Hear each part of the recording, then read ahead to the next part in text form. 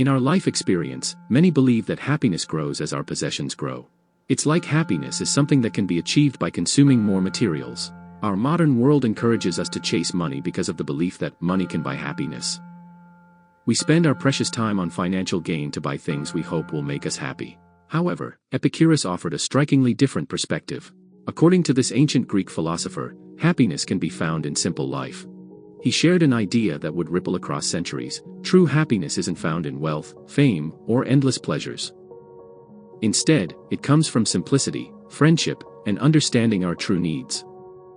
Though we often misunderstand hedonism as unchecked indulgence, Epicurus's version was about enjoying life within reason and seeking sustainable contentment over fleeting pleasures. In this video, we explore how less can lead to more happiness from the concept of simple life given by Epicurus.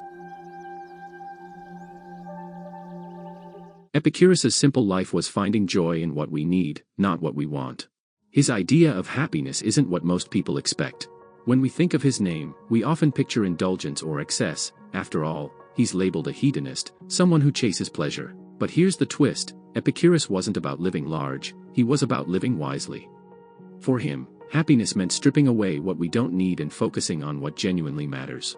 Think of it like this: imagine you're at a buffet. Society tells us to pile up our plates with everything we see, but Epicurus would say, hold on, what's actually going to satisfy you?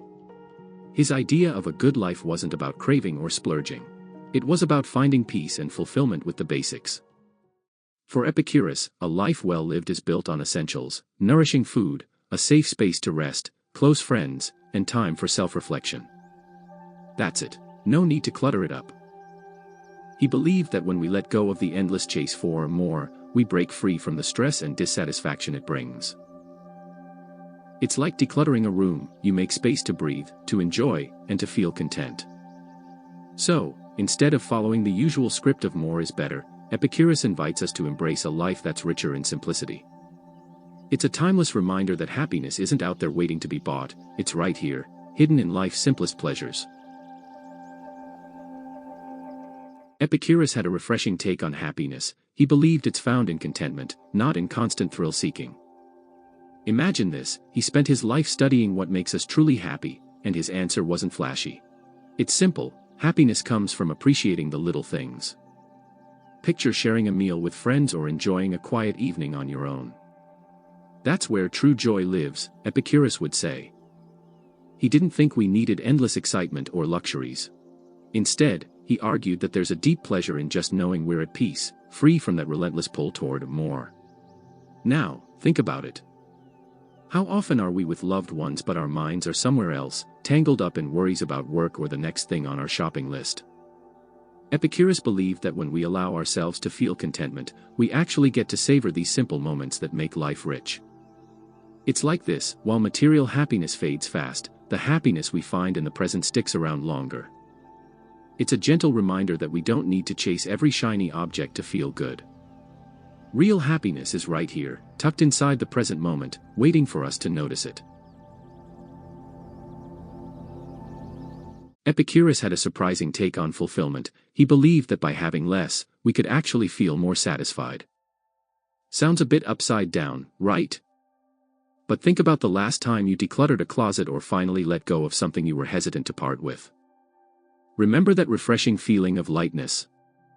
Epicurus argued that when we cling to things we don't really need, stuff, desires, or even old expectations, we end up weighed down by them.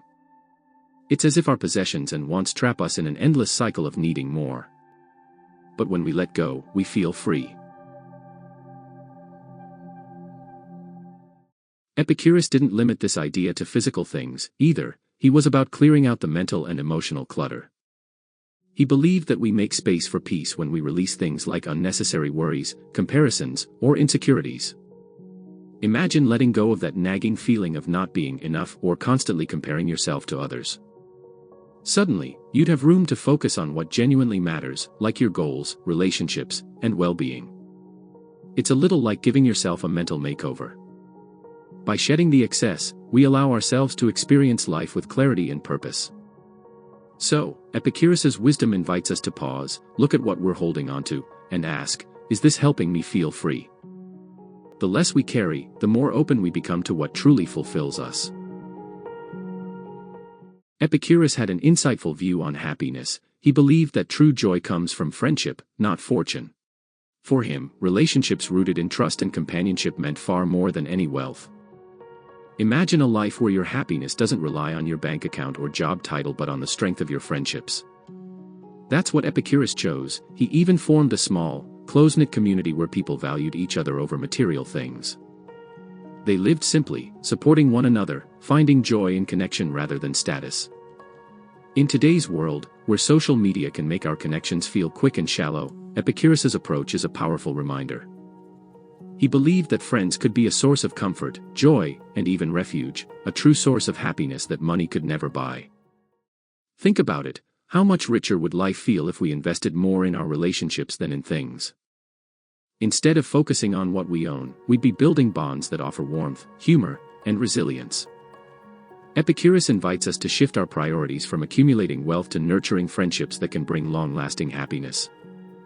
So, the next time you're tempted to chase the next big thing, maybe ask yourself, how much am I investing in the people who matter? After all, life's greatest treasure might just be the friends we hold close. Epicurus had a brilliant approach to desires. He taught that happiness comes from knowing which wants to pursue and which to let go. He divided desires into three categories: natural and necessary, natural but unnecessary, and totally unnecessary. Only natural and necessary desires, like food and shelter, truly matter for happiness. Things like luxurious meals are natural but unnecessary. They're nice, but they don't bring lasting joy. And then there are the unnecessary desires, like fame and wealth, which often do more harm than good, piling on stress instead of satisfaction. Think of it like standing at a huge buffet, surrounded by choices. Epicurus would say, don't fill your plate with everything, just pick what actually satisfies you.